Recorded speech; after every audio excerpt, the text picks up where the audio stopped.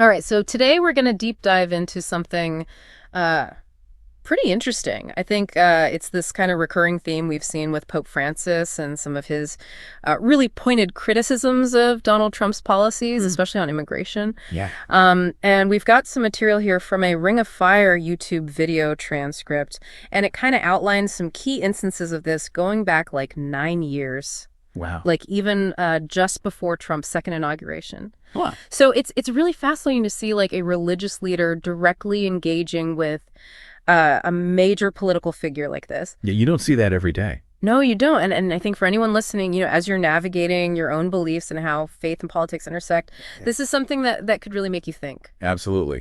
I think what the source highlights really well is that there's this pattern, starting really early on in Trump's political rise. Right. To see this kind of sustained public disagreement from a figure like the Pope, it's pretty unusual. Yeah. So let's rewind back to 2016 during Trump's first presidential campaign and, his big promise to build the wall. Right. And it's in response to that Pope Francis says pretty plainly, a person who only thinks about building walls wherever they may be and not building bridges is not Christian. Wow. And what's really significant there is how directly he connects a political stance to like fundamental Christian principles, this idea of connection and community. Yeah, it's not even like eating around the bush. It's just straight out. Right. Then fast forward to 2019, the wall is still a huge topic. Yeah. And Pope Francis offers another kind of perspective on the whole thing about building these barriers. And what I find fascinating is how it shifts into this more metaphorical warning. Oh, interesting. He says builders of walls, be they made of razor wire or bricks, will end up becoming prisoners of the walls they build. And that goes beyond, a kind of theological judgment to thinking about the wider consequences for anyone who creates division. Like it's going to come back to bite. Yeah.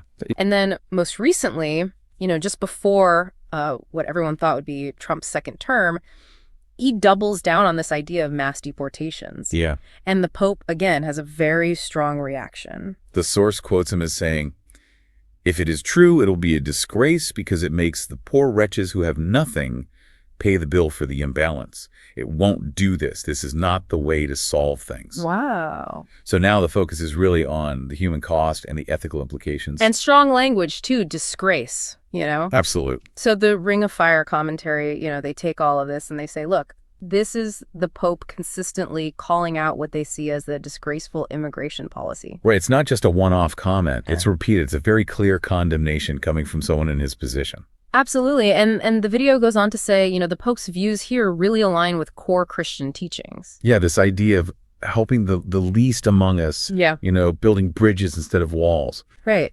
And this is where it gets really interesting for you listening, because the source kind of points out this potential divergence. We're talking about the support that Trump receives from some people who also identify as Christian. Yeah. So how do you reconcile these very clear statements from the Pope on Christian values with supporting policies that he's directly criticizing? That's the big question, isn't it? It is. It's a big one. And it really speaks to that complex relationship between, what religious doctrine says and people's own individual political priorities. Right. Faith can inform political views in many ways, and different aspects of their faith may be more important to different people. Right. So, yeah, it's not a simple answer. Not at all. So to recap, we've seen almost a decade of Pope Francis really vocally opposing these specific policies, framing them in terms of Christian values, ethical considerations. Yeah.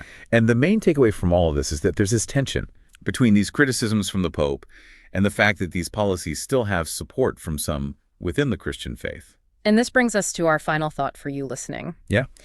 When you hear this direct commentary from a major religious leader on very specific political policies, how do you personally understand the relationship between your own faith and your political beliefs?